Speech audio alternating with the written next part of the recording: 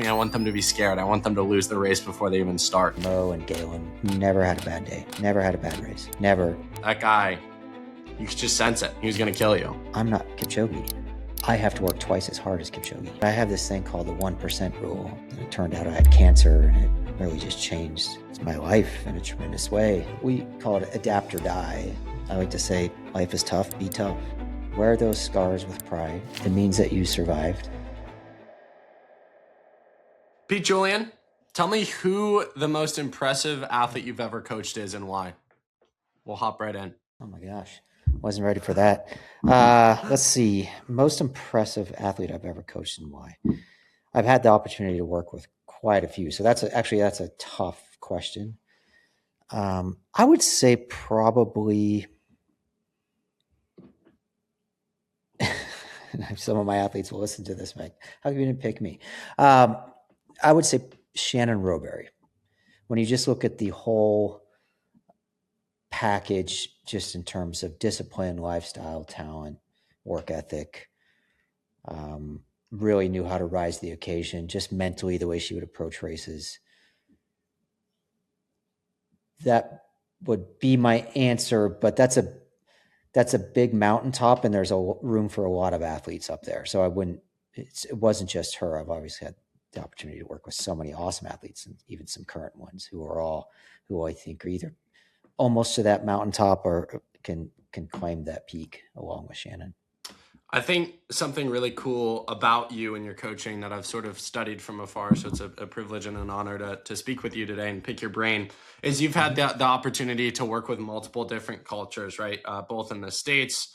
I think Koko, is she German? Is Koko German? Yeah, yep. German. Maybe perhaps most dominantly that you can speak to, Suguru, Japan, Japanese running culture is just, it's their national sport. It's a different beast. You coach him throughout the years. How do you think about, as you look back and reflect on your career and even continuing it, just the different cultures that you've had the opportunity to sort of weave into within your own coaching? Yeah, I like that question. I don't think anybody's ever asked that before. It is a little bit different because there is certain that American system and these athletes that come up through the high school and college, and there's a system and there's an expectation from those athletes. And there's generally a formula for the way we train. But Japan was incredibly different just because all those athletes, even as youngsters, they're always thought to be pushed towards this corporate system, which is entirely ekiden based.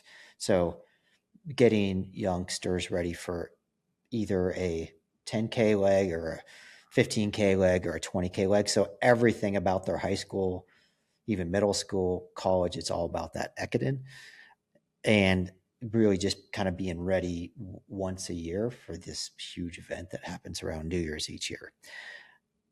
So from a Japan side, it was really just first, Suguru was an athlete that came over because he wanted to get out of that system. He wanted to do some great things on the track. We weren't really talking about the marathon when he joined, when we started working together, 12 years ago.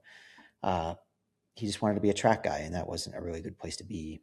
And because Japan they're starting to come around to track, but that's what he wanted to do. And then it certainly parlayed into just an amazing marathon career. With Koko, yeah, I mean, it's true. Germans tend to be a little bit more, what's the best word for it? Practical, realistic, less idealistic, and really just about, hey, it's like, hey, this is what needs to be done, and this is how we need to train. They don't really need the big pep talks. It's not really such an argument with pathos to it. It's more of a logo. It's more of a logic type thing. And my background is more of kind of coming from a college program. Being a college coach is so much of being a coach is that emotional, inspirational piece. And so with Koko, I had to really just learn how to temper that and just be more like, okay, this is what we have to do, and this is how we need to race, and this is how we need to beat some women. And so that was a learning curve for me. But yeah, I like that question because I have had the opportunity to coach different places around the world. including Jessica, the Aussie, just being more of that Aussie sort of laid back type thing. Really just that happiness and go with the flow, work really hard and just appreciate the sport. So all that's been really cool. And I've learned from it tremendously from these different cultures around the world. I think it's made me a better coach for each individual athlete too, because I can take those perspectives and apply it to each one. Where would you say Americans do it right, and where would you say Americans do it wrong? I don't think there's a lot that we do wrong, to be honest. I mean, certainly there's different training that maybe isn't perfect in some programs, but usually that athlete, once they can start to make choices, at least collegiately, and then post-collegiately, they can find that right program for them. I don't think we're like soccer or anything, which is just a disaster, at least on the men's side, where it's not a pay to play for track and field in America. And so that's an incredible thing. Everybody can run, everybody can throw, jump, sprint. And there's always an opportunity. There's always a spot on the roster. It's just very affordable. The barriers of entry of track and field on even both genders it's just so easy and accepted. And so I think we just do so many things right. I think probably, okay, I guess if we're doing some things on the wrong side, I think it's more, I think on the federation level, I think we can probably do a little bit better, helping some of these just post-collegiate. I know USATF Foundation just does an awesome job of supporting these athletes, but really the USA Track and Field really doesn't do anything. I mean, they pay, if you make a team, you get your way paid to a world championships and things like that. But outside of that, USATF does very, very little. They might have a little bit of a coaching stipend, but it's so small, it doesn't really help that much. If you have an athlete that's ranked in the top 10 in the world or something. So I think in that regard, we can do a lot better, but still USATF is still so much better than all these other federations. As we just spoke about, I get to work with federations from all around the world, from Kenya, from Australia to Germany and Japan, and USATF does it better than all of them.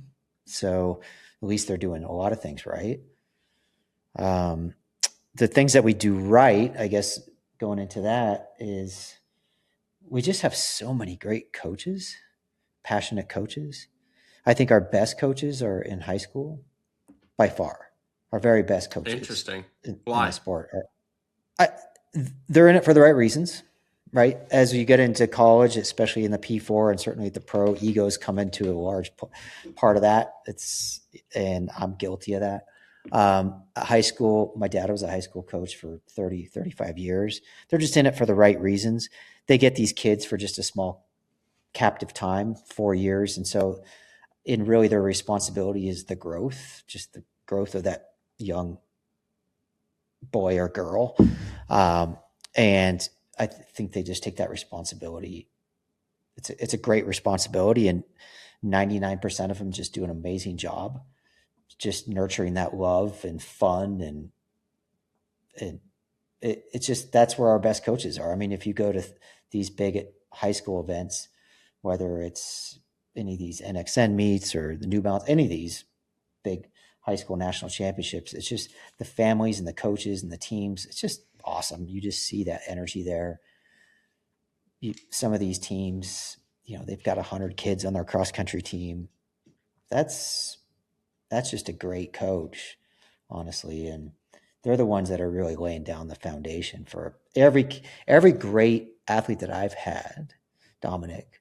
I'd say almost across the board, they all had incredible high school coaches. They might not have been that good in high school relative to maybe as great as they got, but almost across the board, every single one of them just had tremendous high school coaches. And they are the ones that are actually responsible for the most part for these wonderful careers and for the athletes that I get by the time, they become pros.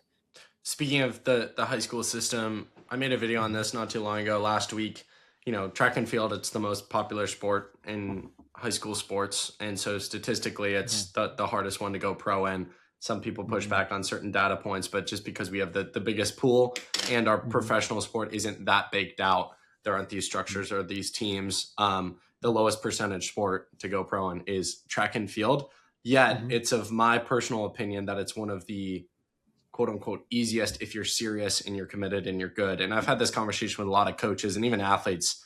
If you're a freshman in high school and you dedicate yourself to the sport, it's hard not to go far.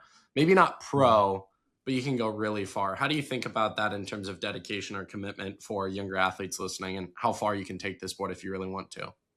It's one of the few sports that at any entry level, as long as you are dedicated to the process, you're going to get better. I have this saying that I stole from one of my old coaches from a long time ago. We call it adapt or die, but really everybody adapts, especially when you're young, when you're 12, 13, 14 years old, until you're getting your 30s and maybe things start to kind of go the other way. But as long as you train every day, as long as you are in a system that it's not going to be too much, as long as the stressors are fine, you're going to adapt, you're going to get better. So you might just be a sophomore high school girl who's only run 7 minutes for the mile. But if you keep showing up if you show up for cross country, if you show up for indoor track, if you show up for outdoor track, if you come to practice every day, if you do all those little things, you will get faster every single year. Now, that end might not be like at Emily Mackay where you're running 4:18, but it might get you under 6 minutes. You are going to be able to get those things along the way that are just going to be huge confidence boosters for you. You're going to hit some goals. Whereas other sports, you don't really have that. I mean, look, you might be sitting on the bench the whole time if you're in football or soccer or volleyball and so you don't, but with our sport, you can kind of just keep going and going and going. And even if you don't even get a run in college, or maybe at a big program, there's always these opportunities for even smaller programs. I mean, there's hundreds and hundreds of universities across the land who would take you, and you can continue to pursue that if you really love it. And then even after college, there's so many opportunities. Now, sure, you're not going to be able to get into diamond leagues and things, but guess what? There's a road 5K every weekend. And so it's really one of those few sports that you can continue to do, because a football player can't do that, right? You can't be like, oh, I want to keep playing football, even though maybe you were just a JV quarterback. Once you're out of high school, that's it. I mean, you might be able to play some pickup at the park with your boys, but you're not going to be able to do anything organized after that. With our sport, it's really unique. You can keep going and going and going. Make the trials for the marathon. So many people do that. Make the trials for the marathon, or maybe it's just a Boston qualifier. Maybe it's just a PB. It really doesn't have to be anything as noteworthy as a trials qualifier. It can be anything. And that's pretty neat, I think, with our sport. And we can probably tap into that a little bit better from a federation standpoint too, just because our sport is so accessible and relatable to everybody that in some small piece, when, let's take Ace Iverson when he won this little half marathon in Minnesota a month ago. Everybody can sort of relate to that and be like, okay, it was his first half marathon. He was a little bit scared about it, and he had to train hard for it. But anybody who's tried to attempt a half marathon can relate to that story to some degree. They might not win it, but they understand the fears and the journey and the challenge of running a half marathon. So that's pretty neat. Running, I can get some lashback for this, which I'm here for, but I also think it's the one sport that rarely are genetic factors a limiter. Like, I'm 6'2". I would be small even for a point guard in the NBA, even if I devoted my life to drills, dribbling, shooting. Football, there's only so much muscle I can probably pack on. I'm never going to be able to guard Jeremiah Smith at Ohio State. That guy's just going to run me over. Whereas running, it's very rare that I see someone commit their life to it and not get really far. Not Jakob Ingebrigtsen. You're going to need a little bit of talent, maybe some specific parents to help with that endeavor. But, man, you can go really far in the sport if you commit yourself to it. And I'm not sure I know of many other sports that are like that. Running is very much you get out what you put in. And I know there are some heartbreaks here and there that you'll hear about of people who went all in and it didn't pan out, but it's rare. that I don't know of a kid who devoted, 4 to 8 years of their life and they didn't go really, really far in it. Yeah, I mean, you said it perfectly. I couldn't say it any better. It's just the way it is. There will be some setbacks along the way. That's life. Life is hard. I like to say life is tough, be tough. But as long as you continue to pursue it, you're going to get better. You might have to make some lifestyle changes if you keep on getting hurt, if you keep getting a stress fracture every year, or there's some things you can adjust, but you can always adjust. You can adapt your training and continue to improve. And so, yeah, I like what you said there, where it's one of those few sports that if you put the time in, you're going to be able to get better. And that's a pretty special thing. There's not many things. It's almost maybe like art. It's almost more of an art, isn't it? When I think about it now that you've brought it up, even music, it's something along the lines of that, where it's a little less about the competition and the wins and losses, but it's almost as if you were going to pick up a violin, or we're going to play the piano or the guitar or paint or take pictures. If you actually put time into that, you're going to improve. It's just one of those things that we can actually improve upon. It's that creative, artistic nature that makes humans so special. I think running almost taps more into that than almost the competitive side of things. I think I stole this from someone, but called as poetry in motion. It's just like this very artistic act that has a lot of motion and a lot of creativity within it. You seem like a quote guy, so I'll drop one for you that I've been chewing on recently, which is, it's not easy, but it's simple. It's not easy, but it is simple. And I think that relates to training, that relates to racing, it relates to life. So many people just talk and talk and talk and they don't do. And it's like, man, at the end of the day, the work is never easy, but it is really simple. It's not easy to get to the top 1% of anything, but it is really simple. You and I could both talk. You could tell me how to do it in running. I could tell you how to do it in podcasting. We could probably both tell people how to do it in business. It's just a matter of people don't want to do the hard work, but it is simple. Just be consistent and work long enough till you see the fruits of your labor and adjust along the way. And it's pretty hard to not be successful. But can you endure the struggle? You mentioned the injuries and the setbacks. That's what sets the good from the great. That the classic picture of Kobe Bryant in the gym in his pajama pants with one arm wristed up, cast up because he broke it, and he's shooting free throws with one hand. Would you do that at 2 a.m. like he did? Right? Yeah, I like that. Can you endure the struggle? That's everything. It's not just running. It's a single mom, a dad, working two jobs, a dad working two jobs. Can you endure the struggle? And I think the answer is yes, always. You can, but you have to choose that. And there has to be a reason for it. Otherwise, why do it? Because you don't have to. But if you want to achieve something worthy, and that just might be raising a great kid, right? Or being in a great relationship, or running fast. Yeah, you do have to. It is certainly not a bed of roses. Not at all. I can speak to on the pro level, and that's really hard, I think, for a lot of athletes, especially because when they come out of these colleges, because these days that college system is so incredibly easy in terms of what's taken, these athletes that come out of these P4s, everything is given to them. Absolutely everything, from the physio to the meals to the flights every weekend to any meet in the country, the doctors, the sports psychologist. And then they get out of that system, and all of a sudden they're faced for the first time in their lives with real challenges and real struggles that everybody else faces every day. And then they try to balance that with, well, how do I do this and succeed at the same time? It's like, well, you do. If you want to do this, if you want to win a global medal, you have to find a way to. And I really like that term you used, Dominic. Just, can you endure the struggle? I'm going to steal that, if that's okay. Absolutely. I'll steal some things you've already shared from you. So it's a fair, equal playing game. You see, I bet more than almost anyone in life, someone's ability to endure the struggle. Mm-hmm.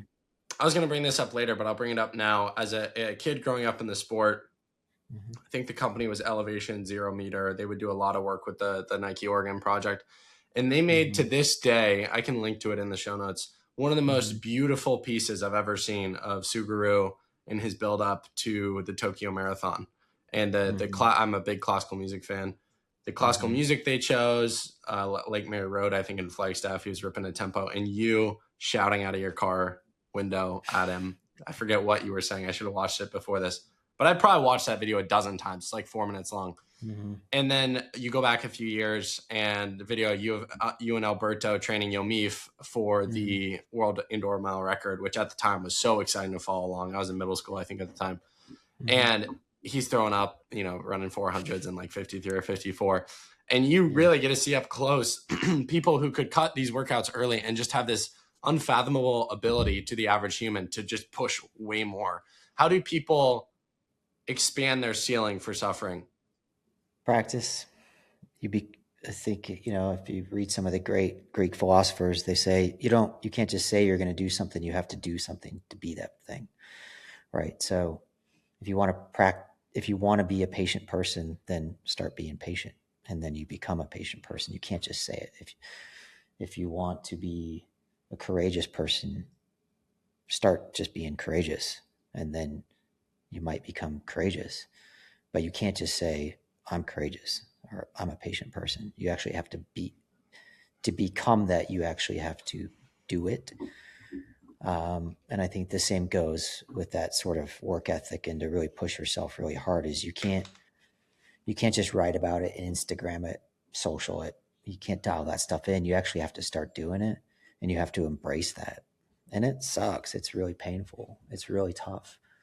Some of these stuff, you talked about, that wonderful video that Travis Thompson, Elevation OM, he put out a few years ago. I mean, Suguru is willing to suffer beyond what almost any athlete. I mean, you're running 150, 160 miles a week. And a great little anecdote was Suguru. I remember once I was trying to talk to him about, I can't quite remember the situation we're in, but I said, hey, look, Kipchoge does this kind of work. Like, you don't have to do it this hard, Suguru.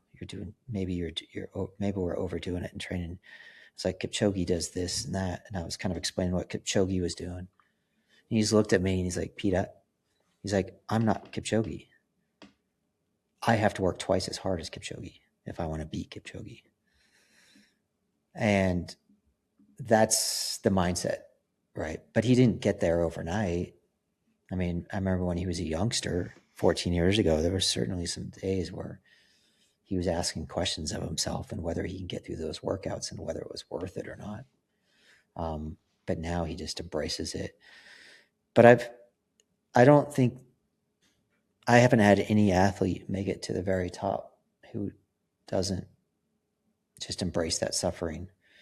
And I know at least in the last few years, and I think maybe the tide's turning a little bit, but so many athletes for a while there were being like, okay, well, I've got to have balance, and I don't really need to suffer. I don't really need to work that hard. Well, it's just not true.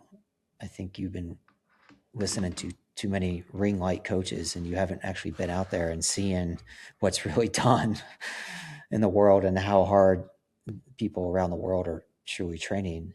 It doesn't mean that we can't train incredibly smart. I have said, and I think a lot of coaches will say this, it's harder to train smart than it is just to simply train hard. But that doesn't mean that the workouts aren't going to completely suck and that it's just going to be brutal. And there's going to be a lot of your friends and family who are sort of questioning your poor life decisions as you're going out there in pouring rain or ice and hail and you're doing 10 times a mile, these sort of things. It's just You got to be crazy to want to do that. You got to be crazy. You got to have a vision. It's got to be worth it to you. And we talked about that before. All that stuff is, if it's something that you want for yourself or for somebody else, you're going to have to suffer for it, unfortunately. But I think that's a beautiful thing. I've never thought of that as being somebody who lacks balance. I see it as balance, is that individual, that artist, that musician, that mom or dad, or anybody who's struggling or maybe going through cancer or anything. It's like you said earlier, you're willing to endure because it means something to you. That's an incredible balance in life. That's when you truly are at balance, I think. Not when you're just saying yes to everything and you just don't want anything to hurt. You just want everything just to be sort of mediocre. To have passionate things and to be great at anything, other things are going to fall away and you're not going to be able to give everything your attention. But that's when you're actually in true balance as a human, I believe. No one who is ever balanced is written about in history books. Michael Jordan was not balanced. Tom Brady was not balanced. No. Balance doesn't get you to the top. You might lose parts of yourself in the process, friends, family. But the hard truth is if you're not willing to do those things, someone else will be, and they'll beat you every single time. Because if you're not willing to sacrifice Friday night hanging with your friends, well, your competitor is, and they're gonna sleep more than you. The long run's gonna be better, and week over week, that's gonna add up. I almost think, as you were talking about training smart versus hard, I think training smart is a luxury. It's a privilege. You have to train ridiculously hard to get to the point where you're then with a coach who trains you smart. Like, I think it's too many kids worry about that, and it's just like you're probably not working hard enough to the point where you're privileged enough to have that conversation, and then it's when you get in the hands of a really good coach that they pull you back. You can do a lot more than you think. And I had to learn that even as a pro coach, because in college, as a college coach, you're mostly playing defense, just because of the nature of the job and maybe just the nature of the young men and women. There's still that piece where you're like, okay, well, I know they got class. I know they have these things, and I still need to make sure I at least got 5 on the line healthy enough to run 8K or 10K. And so you're sort of doing everything at 75 to 80%. And as a college coach, I think I've probably started to believe that was completely right. And that was probably the best way to train. But then when I started coaching pros, I just realized we were only operating probably even at 50% of what we could do. And I see this even on the genders. I think a lot of coaches tend to not train women as hard, just in terms of paces.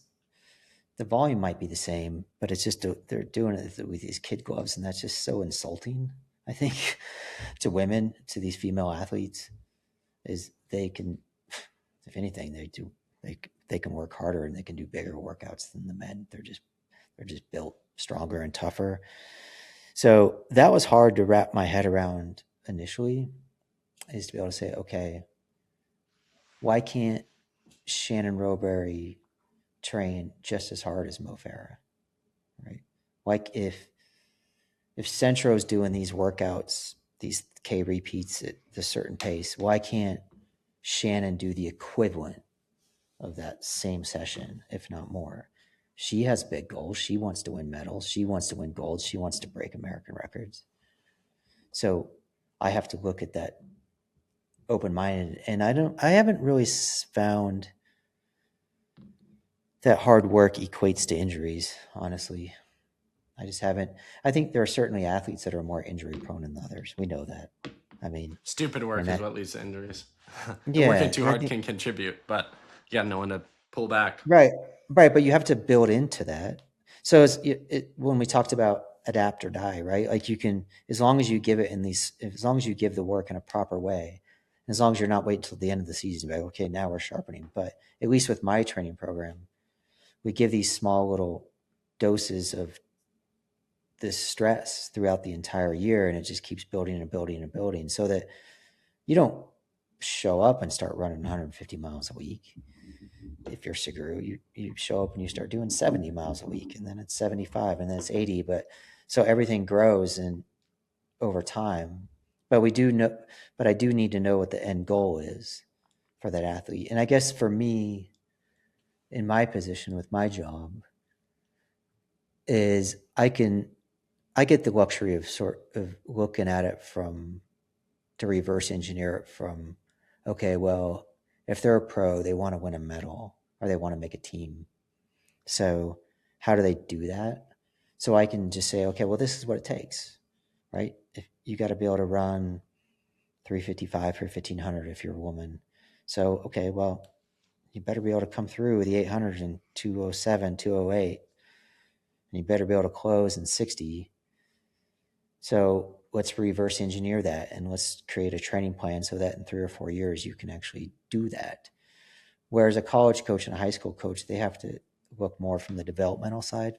They're not really thinking about what's the end goal. They're thinking about, okay, I just want you to get better next year. I want you to be better this season than you were last season. I do that as well, but I have the luxury of being like, okay, well, we have a clear and defined target, right? And that's why you join. That's why you asked me to coach you, is because you want to win medals. You want to break national records. It's okay. So what is that national record? What is it going to take to medal? And so I can look at that number and just be like, well, okay, here's what it takes. So we got to start training for that. And now we're not going to do that in year one, but we're on that train track now to get there. What do you feel like separates the good athletes you've had from the greats, the Rupps, the Braziers, the Rowburys? Tell me like the difference between a system athlete that gives it a go for 2 years and doesn't pan out versus, the Galen or the Centros of the world. There's two things. One is it's never talent. I'll tell you that. It's never talent because they're all talented by the time they show up at my door. It's number one, do they live the life of a champion? And that's a phrase from one of my old coaches, Mike Dilly, just a legend. It's in Boise, Idaho, and live the life of a champion. And that's what you alluded to that earlier, just do you go to bed every night and is there boxes that you didn't check that you knew you should have done? Are you somebody that just didn't do the things that you were supposed to do that day, just to be better and to excel? And if you're laying your head down on that pillow that night and you realize that there's probably 2 or 3 things that you didn't do, just whether because you were just unmotivated or lazy, or maybe you just didn't have time, well, I think you need to start asking yourself the hard questions about, okay, well, did you have your priorities set? And are you really living the life of a champion because somebody else is? And they're going to get that gold. So you have to live the life of a champion. And that's really just year round, even during your breaks. If you just go, if you have to have that 1 month off every year, and that's all you're thinking about come July and August about your big break that you're going to get in September and October, you're probably not going to make it at this level, right? And I think the other piece is just this wholesale belief that you're going to win. The best they don't fear. And I think Josh Kerr showed us that a couple weeks ago. He wasn't afraid to fail, right? And I think that's what the best have. They're not afraid to fail. I remember the night when Mo and Matthew both won gold about 20 minutes apart in Rio.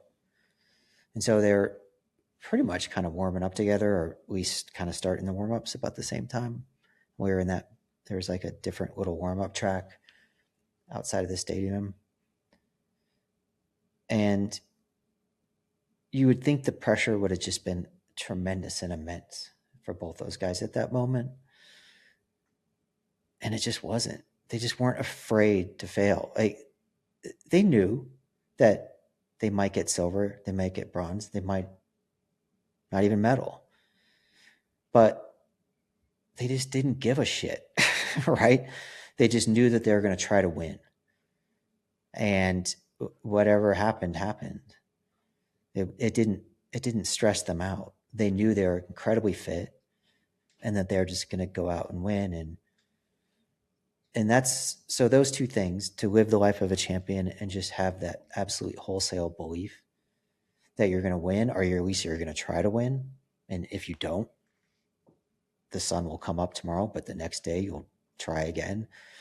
That's what separates the very best. And those that can't bridge those things, if they can't live the life of a champion, if they can't gain the confidence to know that, hey, everything's going to be okay as long as I just go out there, I'm going to freaking try to win. And that's all there is to it when I go into that stadium. If they can't ever bridge that, if they can never reconcile that, I don't think they'll ever be one of the best in the world, because there's always somebody who are doing those two things, because they've got your talent. There's no question there. They've got your work ethic. They've done the workouts, but they have those two things that when they go to the line, they almost become unbeatable, Dominic. It's the mindset. I've known Simeon Birnbaum since his sophomore year in high school. I think it was his first ever podcast. And I could just tell you that he would do everything he's gone on to do. And I can tell you what he will go on to do, unless he really messes something up, literally because of his head. Not even how he trains. I did a 10-week podcast series with him and Connor Burns his senior year. He undertrained. He was in South Dakota. It was 40-mile-an-hour winds every day. He couldn't do track workouts that hard. But this mindset, I talked to him the week going into NCAAs, and he shared this memorable quote that people were sharing on social media. And this is Simeon to a T, and it's all these people that you've coached, I think, would have similar mindsets. He goes, it's going to come down to who wants it more. I think I'm going to be willing to push my body the farthest that day. When they toe the line against me, I want them to be scared. I want them to lose the race before they even start. And Josh Kerr speaks very similarly. Just this swagger that he doesn't even care that he's saying that. A lot of the runners I talk to, they'd be terrified to put that out in the public. But these guys have almost earned the right to themselves to put that out there and just have this sweat of like, they all feel like the chosen one is kind of how I've noticed. There's very few runners that walk around like that. And a lot of these people, they walk around acting like they've won before they've won. It doesn't take away from the work that they've done, but they stand on that start line completely different than everyone else. Like Rupp in his prime was for sure like that. That guy, you could just sense it. He was going to kill you. Yeah, you know that some of these athletes are just going to show up. I would say that for some of these younger athletes, they still need to work on is their consistency. Is you can't just talk about that stuff. Mo or Galen never had a bad day, never had a bad race, never. I've never seen them drop out of a race. Unless there was something catastrophically wrong, right? Broken leg or something. But it's even some of these younger athletes who I appreciate and respect, and I like their attitude. They still have some chinks in their armor. They still have a long way to go before they actually. Well, we're talking about two of the greatest to ever do it. Yeah, exactly. But that's the standard, right? And good point. And I've had at least to be adjacently be able to work alongside them. So I've seen it, and we've talked. I was on Bill Evans. I think he was on. I just saw that you had him on. He's awesome. I love Bill. One of the nicest guys ever. Genius. He's great. But I have this thing called the 1% rule, and you should never be more than 1% off your best. So that might seem a little bit hard, but not really. When you think about it, if it's over 5K, 1% is maybe 10 seconds. So you should always be, if that should be your absolute standard, and there's just you're never deviating from being 1% of your very best. Any race you ever get into, every practice you do, every run you do, that's about living the life of a champion. Is never be farther away than 1% from who you are. And that's the way Mo and Galen, or that's the way Shannon was. Emily's starting to learn that. be that way. She certainly demonstrated that this season. Suguru's that way. I never go into a race with some of those athletes and think, I hope they do okay today, or that's never a conversation. They never have that conversation in their head, like, oh, I hope it's a good day. Hope it breaks my way this time. It's always, I'm going to be within 1% of my best, and that's probably going to be better than anybody else in the world. So, and that's really not that hard to do, to be honest, because all you're asking yourself is just to be yourself, just to do what you've already trained for, just become you. That's it. Nobody's asking you to be something else, be something greater than what you're capable of being. I would think that that's actually a great place to start a race from, just to be able to say, I don't have to be anything that I'm not. I just have to be me today. And then you hit that one, and then you fall right into that 1%, and you almost become pretty damn unbeatable in that situation. And certainly as the stakes go higher, because as the stakes get higher, the variables just get so much greater. We see it all the time, right? It's easy to be a superstar in a dual meet. It's easy to be a superstar at a low level, but as soon as some of these athletes get into anything that's higher level, their words don't mean shit anymore. It's really just what their actions are and the way they race. And so I would challenge some of these young athletes, and I know probably a lot of your listeners are some of these younger athletes, these college athletes and so forth, is challenge yourself going into this cross-country season just to say, I will always be within 1% of my best every single time, whether that's practice, whether that's my races. And just because somebody's beating you that day doesn't mean you get to just throw in the towel, right? Because you let that in just one time, that's like letting termites into the house, right? And so you can start building that wall right now to have those things never happen. Start doing those things. So it's so easy for athletes just to talk. And that's, as a coach of some of the best athletes in the world, it's always just like, well, you know who the problem is? It's me and now you with your podcast. As I know I have on more guests, but we've now given athletes for the first time in running, as the media landscape grows, these track all access, my podcast, and we give them a platform. It is funny because I texted Simeon after, because I saw I dropped out of the Josh Kerr race. I was like, what the hell happened, man? I was like, you were up there. Why'd you drop out? So I had a funny conversation with him. But to your point about the 1% in the race, it's so revealing of character. You can tell as a coach very fast someone's character, what they do when the race isn't going the way that you guys talked about or the way that they wanted. Can they still get those 5 guys at the end of the race, even when it didn't go according to plan? Or the other thing I'm reminded of, I don't know if you know Alex Osberg. I'm sure you know of him now that he's in the coaching space, but he's my first ever podcast guest. He was a mentor to me before that. We'd email back and forth as I was coming up in the sport. And he'd tell me the story of Grant Fisher. He goes, at Stanford, the key was exactly what you said, that the difference between our best day and our worst day was like so infinitely small. He goes, Grant, we knew on his best day he could win it, and on his worst day he would be 15th, maybe. And he's like, that was so dangerous. And now it's cool because Grant, as a professional, it's very similar. Grant's range at a Diamond League race, it's he wins it or he's like 6th, 5th. That's how. But why should that be different for any athlete, Yeah. Dominic? Right? I mean, why can't that just be true for anybody? Why shouldn't that standard just exist for everybody? You can't just walk away from what you're saying right there and be like, well, that's Grant Fisher. But it works. It scales up and down.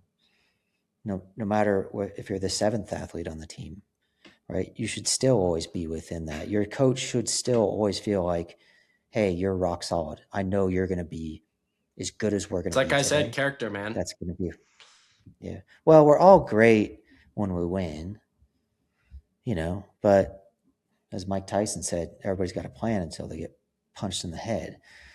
But I see that even on the coaching side too, right? I mean, and I've been guilty of that when everything's going perfectly and all your athletes are always winning, you kind of feel like, oh, I've got this. I do everything. Everything's perfect. And then you get punched in the face and everything starts going wrong. And it's like, well, what happens to your character at that point? How are you living your life at that point? How are you treating your athletes? How is it when you come back home from these trips and these things? And as coaches, we fall to these same things as the athletes do. We also have to be within 1% of our best at all the times too. And that's not that big of an ask. All it's saying is, hey, just be true to your excellent self. That sounds super podcasty, but Cliches are true the for a point reason. being, yeah, but it's just, hey, like, if you're going to live the life of a champion, then just start. We spoke about it earlier. When you go back to these Greek philosophers, well, then just start practicing it. And the cool thing about running, especially with the youngsters, is, gosh, they get to do it every week. So you get to practice that excellence every single week. You get to come to practice every single day. You get to practice that excellence every day. Check yourself before you show up to practice. Take a moment to yourself. If you've had a bad day, if something didn't go right with maybe your relationships or your schoolwork or something, because we all have bad days, but take a moment to yourself, a quiet moment, and just say, okay, this is a new part of the day. This is a new chapter. This is my running. This is something incredibly important to me. I'm going to bring my best self to this. Take a deep breath and then just walk into the arena, or that's the practice or the competition. But there's no reason why you shouldn't be your best. I just don't buy it. I think we all have challenges. We all have shitty days. We all have things that we have to think about beyond running. But it doesn't mean that when we show up to do the work that we can't just be our best. Yeah, it's really good, man. It's really good. I think it goes back to who are you, or you are who you are at your lowest moments. I was actually lifting with a buddy this morning, and he told me that some ex-girlfriend told him that once, and it's stuck with him from that moment. Like, you are who you are, to use the Mike Tyson quote, when you get punched in the face. How do you treat people? How do you view yourself? What do you do? Mm-hmm. I mean, I know so many people in society and culture. Obviously, we're talking about hyper-specific running niche here, but if we look at culture, so many people just retreat. It's the victim mentality. It's the excuses. He, she, it. They did this to me. The situation, versus the people I respect most. It's that CEO leadership of, whether I'm successful or a failure, it's because of me, and let's move forward with that in mind. And yeah, it kills me. Yeah, that's right. Going back to high school real quickly, my 5K PR, what haunts me is the last 200 meters of that race. I thought I have a little bit more left, but they'll be next week. And I never ran faster. And what a shitty way to race. I think back to that often. Every time you line up should be an opportunity, unless it's very strategically holding you back, should be an opportunity to empty the depths of your soul. And I think so many high schoolers are so political with it in their head. Exactly what I did. Oh, they'll be next week. Or it's just like, no, running as the act should be you line up and you're fall over at the finish line. Well, Dominic, I wouldn't beat yourself up too much for that. I mean, it's the beauty of it is that you actually learn something from True. it. And that given that opportunity again, and although you're not going to be able to get that high school race back, you will get that opportunity back at some point in your life in some other form. And because of that, you learned that, hey, when presented with an opportunity, I need to go for that. If a window is open, I need to jump through it. And so I wouldn't look at that as a regret. I would look at that as a learning moment. And I would guess that it's why you've become as successful as you are today, is because that was an instrumental thing. And you actually looked at that. Hey, listen, this whole 1% rule and this living the life, there's nothing in there that says you're not going to fail. There's nothing in there, what I'm talking about, that says you're not going to completely fall off that mark. But what are you going to do about it the next morning is really the point, right? How is it going to shape you moving forward? You're going to have bad days. You're going to fail. You're going to fail in your relationships. You're going to fail in the way you treat people at times. As coaches, we're going to fail our athletes. They're going to fail their coaches, their teammates. We're flawed human beings. but it doesn't mean that we can't hold to these principles of excellence. And so I think that moment afterwards, when you talk about this, this is a big regret, I wouldn't look at that as a big regret, Dominic. I think that's something where you need to look at it as more of a sort of this beacon on the hill of your Don't life. feel this again. Say, hey, yeah, don't feel this again. Like, that was such a teachable moment for you. And that's wonderful. That was a wonderful. You know what's interesting though, Pete? I look back and it's less of, oh man, I wish I would have, pushed. I could have run X time. Oh, I could have run, this time if I ran the last 200 in this. It's more so the mindset that we have in our youth that we'll always have a next time, rather than. But that's a beautiful thing, though. No, I'm saying it's good. Yeah, like, that's great. That's the lesson I learned. It's less of less of regret of like, oh, I would have run this time. I was slow in high school compared to anything you would know. But it's the fact of I lived my life, and at times I have to check myself. Of we think these experiences and these moments are finite, and that we'll always get them. We'll always get more, rather than realizing whether it's running, podcasting, business, trips, travel, family. I mean, my mom could have a heart attack today. Did I really cherish her the last time I saw her to the extent that I would have? I don't know, man. So I think as humans with social media, we've lost the perspective of appreciating these moments and always thinking we're going to have another time. And obviously you can't. Go ahead. That's true. I mean, I remember. Teach me. You're the wise one. Well, I think you seem to be, I think you're very reflective, and I really appreciate everything you're saying. I remember I think back to my own personal experience, 28 years old, and met this beautiful girl who I eventually marry, and I was running at the World Championships, and the week before I was racing my first World Championships, had some problems, health problems, and it turned out I had cancer, and it really just changed my life in a tremendous way. Just, when you're a young man, hearing that you've maybe only have a few, like at that point I had a couple years to live. Shit happens fast, and you just do not know what tomorrow is going to bring. Now, that's not to take away from that.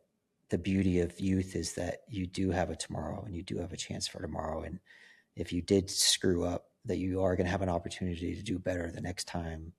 That's the power of youth, and that's a lovely, magical time.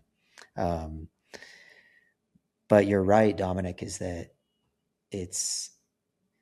you do have to look at each moment of time in your life, and you have to maximize that. And that goes back to what we were saying about having balance in your life. That true balance is actually is understanding what chapter in your life that you're in and living that to its fullest. And so to take this, not to make it not so philosophical and take it back to running, is if this is your running chapter of your life and this is where you want to excel in this sport, well, then embrace that every single day, right? Do everything you can to be the very best you can. And you're going to fail, but you're going to get back up the next day and you're going to do better. You're not going to fail that way again, right? Because you learned. But social media kind of creates this thing almost where social media almost feels like it creates this thing where it's okay because something can happen really bad and you can get this sort of feedback, this chamber of feedback that says, hey, it's okay. It's not your fault, or that's life. Shrug it off. I don't necessarily think you need to shrug it off. I think it can hurt for a while. That's okay. We're built to hurt. There's that great line in Little B, that famous book is, you know what scars mean, Dominic? It means you survived, right? So it's like, it's okay for us to have that stuff. And so carry that stuff forward with you. Wear those scars with pride. It means that you survived. But live in that very moment and cry it out, hurt with it, be pained with it, suffer with it. It's okay, man. That is the absolute human experience. That's the wonderful thing. When I go back to my own stuff with my health stuff, and you hear this from other people. I don't really talk about this a lot anymore. I used to talk about it more, but I don't think I ever would have changed that. And I still take medicine today that affects my life. I would never change what happened to me because it changed the course of my life in a positive way, because of that hurt and that suffering and that crushing feeling. Just the tears and the emotion and what I learned from other people and the support that I learned from them. It was everything. But was it hard? It was really fucking hard. Right.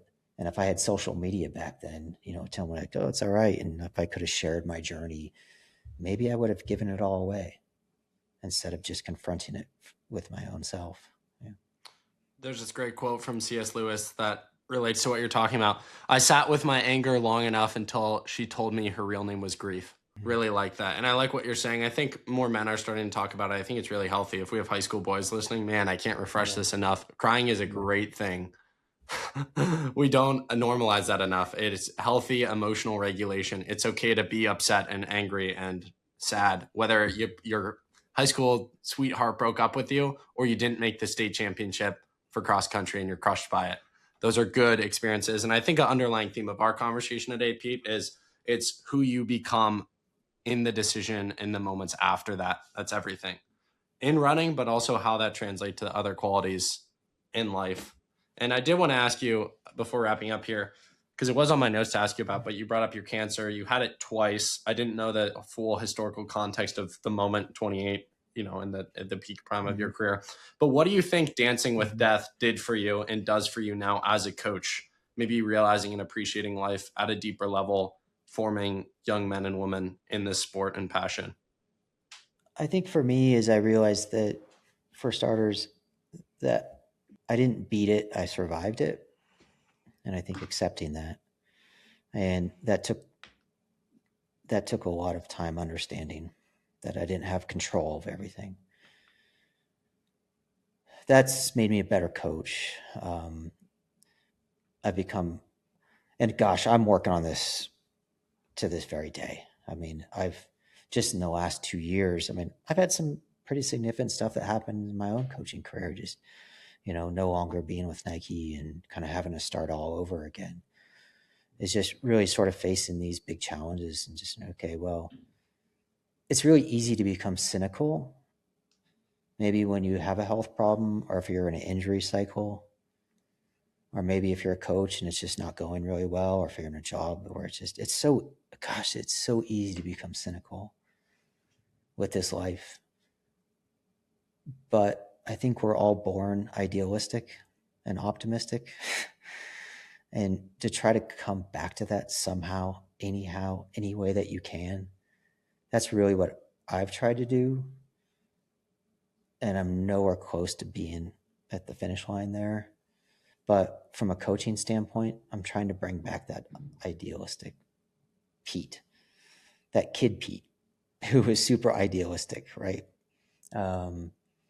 And to understand that so much is completely out of my control, that our lives are small and our victories are even smaller, but I can make a wonderful impact on young people's lives in a positive way and just my own small little coaching way. And that if I just keep showing up and just imparting at least my training knowledge on these youngsters, that they're going to be able to do some stuff that they didn't think was going to be possible. Is really just kind of taking a more of an approach to that. Gosh, I would just think even 3 or 4 years ago, how much I was motivated just by the medals and the fame of it all and just the records. And now that just feels like a different time completely for me. And that I feel like it's made me just such a better coach, honestly, in just the last 18 months. I think I'm just enjoying it so much more and just being out there for the right reasons again. And this has been a long, long journey for me. Going from when I was a pro runner myself, and where everything is just so self-centered around just me. It was just all just about me. And then going through this really hard health journey was really difficult and really scary for me personally and for the people that were close to me. And then sort of running away from that and just trying to figure this out, and then going into college coaching and going into a really amazing opportunity with NOP, but also a very public, difficult time that was really just hard for me and my family, to the point where there's still some residual stuff. It's like I still, people can still go out there and write not nice things about me or these things and still look at me as this thing of the past. But so much of those things I'm also proud of too, of what we did and the journey I was on. But at the same time, it's like, hey man, life is long and hard. And I'm just trying to be out here like everybody else, just trying to improve. And just like you said earlier, Dominic, of like, okay, well, who's the person that wakes up the next morning? Are they trying to be better? Or are they going to just try to revert to the bad stuff?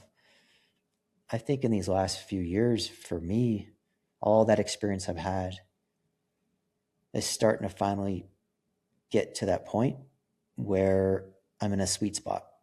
And I really feel great about it. I'm doing it for the right reasons. I feel like my athletes are reaping the benefits of that. I'm home in Colorado. I'm just in a really wonderful spot in my life. And it just felt, Dominic, I endured the struggle. And Made it out. I'm at a point in my I'm at a point in my coaching career in my life where I feel like I'm doing better, and I'm just really happy. And I think that's reflected in the way I coach. And I think I'm seeing that in my athletes flying around the track really Beautiful. fast. Very good to hear. Seasons and chapters, man. That's how I think about life. And certain seasons and chapters are meant to teach you lessons to then lead you into the next one. And it's this back and forth, this dance. You've been remarkably generous with your time, Pete. I got to get you back on. I could talk to you for hours. So I'll have to fly out to Denver sometime. We'll do it in person. But final note for you, those who want to hear you more often, where can they find you? You have this new podcast with two other great gentlemen, and maybe share a little bit about your club or anything you want to throw out into the ether. The floor is yours. Yeah, the most important thing is the club, Union Athletics Club, striving, doing great, just based out of Boulder. Just a tremendous group. We're doing things a little bit different. No shoe brand. It's agnostic of that. I think the formula is working. Athletes are doing great. It's just been wonderful. And then I've got this little Joey Bag of Donuts podcast with Rob Vermillion, who does all of the kind of voice of track and field stuff in the big stadiums.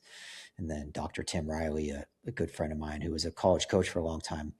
He's a PhD in neuroscience. We just talk track. I think we get into it a little bit deeper in the weeds than some of the other podcasts. So I think it's kind of cool where we sort of get into some race breakdowns and things. But it's a good therapy for me, like we were talking about earlier. Just, I think it's important for us to have friends in a community. And these are two of my really good friends. And so it's a good opportunity for me and my two boys to get together on a Tuesday night with maybe a beer in hand and talk track. And so it's just been really therapeutic for me, and it's just been a lot of fun. But it's actually growing. The podcast, people seem to like it a lot. I think our niche is mostly college coaches, whereas yours might be college athletes. I think our niche is really just college coaches, because I'll get a lot of college coaches when I come up to meets and just say, hey, they really appreciate kind of the topics we bring about. It's fun. So yeah, people should give it a listen on the record, and we keep it short. It's about an hour. Awesome. Pete, thanks for being so generous with your time, your mind, your wisdom. You're the man. Continued success to you, my friend.